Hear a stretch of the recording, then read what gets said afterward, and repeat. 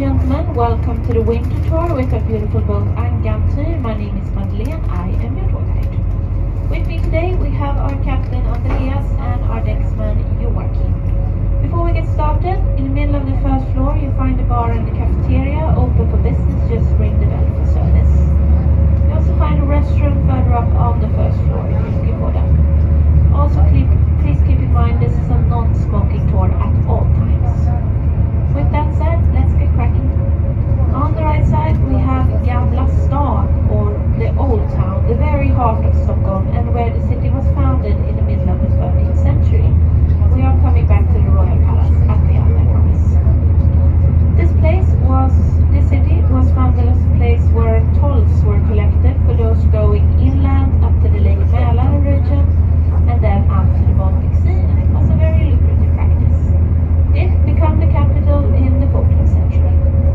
If anyone here is from Germany, thank you for the loans you gave us in the Middle Ages so we could build the city without having to pay for it ourselves. We did get some really good trading contracts in return. City grid in the old town is pretty much the same as it's been since the 16th century. A lot of crowded alleys, cobblestone streets, and lots of fun nooks and crannies tucked inside. It's very good if you're recording historical movies or television shows, for example. If you're thinking some of the buildings they tilt a little bit, yes, that's actually true. The foundation material of the old town is stable, but it's also a little bit bumpy after centuries of wear and tear. The big green church tower behind the building is the Church of Germany, almost 100 meters, but not quite, I think 96 or 94 meters. So a few meters are missing. There is the waterfront terrace here with a lot of bars, cafeterias and a very nice bakery, also ice cream. It might be a little cold for that yet, but if you want it. If you haven't been to Gamla Stan yet, you can definitely see many of the shops, restaurant, cafeterias and other fun stuff that you can find inside.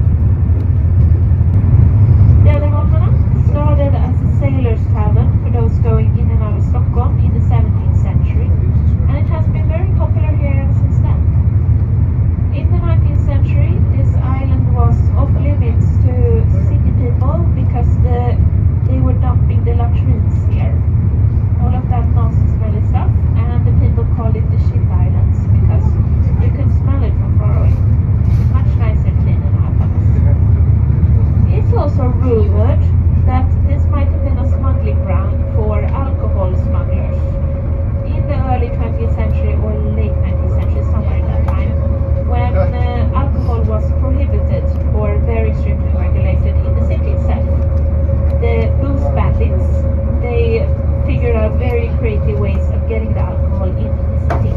They might have hidden some of their stashes here, guess what? On a more serious note, in the Second World War, the army took possession of this island, and if you look between the red houses here soon on the left, I know it's difficult because the sun is anyway, sorry about that. You might be able to spot some of the entrances to the tunnels they built in the mountainside of the island itself. They used those tunnels to store defensive equipment, materials and weapons and other stuff in case the worst was to come.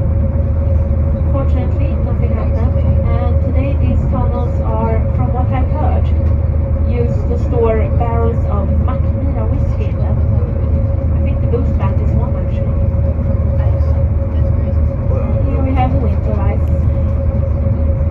There's also 3 other islands on the right side. They also belong to Fjäderholmarna. It's actually 4 of them.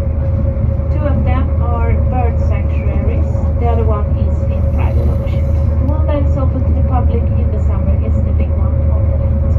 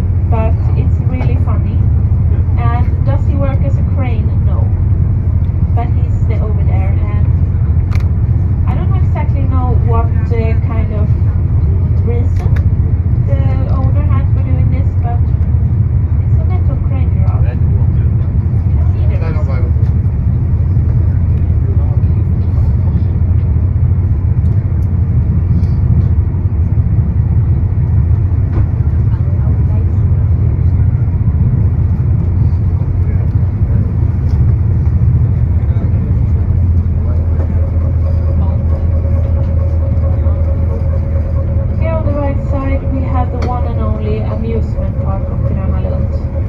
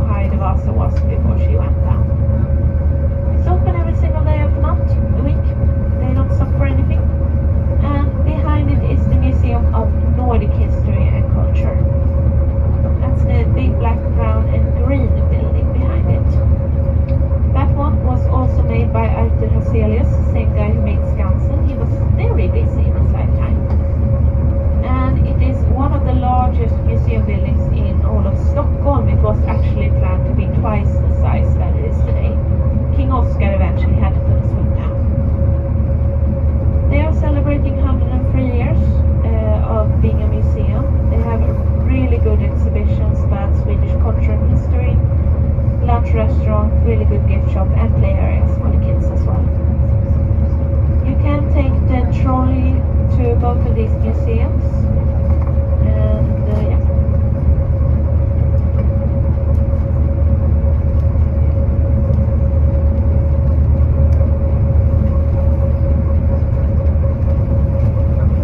On the right side here we have the Museum of Junibacken, the green yellow one.